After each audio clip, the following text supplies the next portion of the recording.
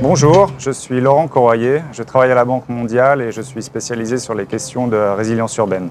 Aujourd'hui, je suis avec M. Robert Luzolanu, ministre de la ville de Kinshasa et chargé de la cellule de développement urbain.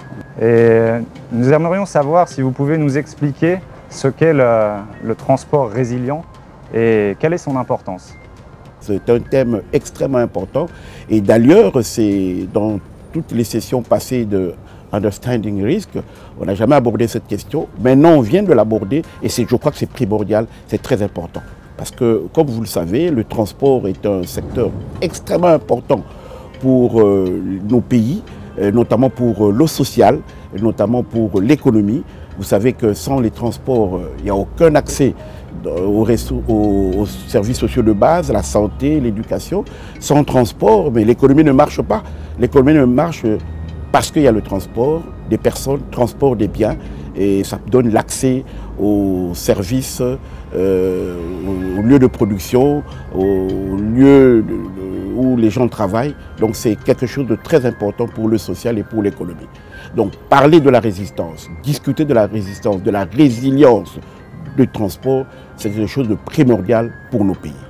Est-ce que vous pourriez donc sur ce sujet nous expliquer un peu plus en détail quelles sont les thématiques que vous avez abordées durant la session technique sur le transport résilient que vous avez tenue ici à la conférence Understanding Risk? Mais l'auditoire a beaucoup apprécié d'abord ces thématiques parce que cette thématique n'a jamais été abordée dans Understanding Risk. Et il y a eu un répondant, les gens ont posé beaucoup de questions, étaient très curieux d'apprendre ces choses.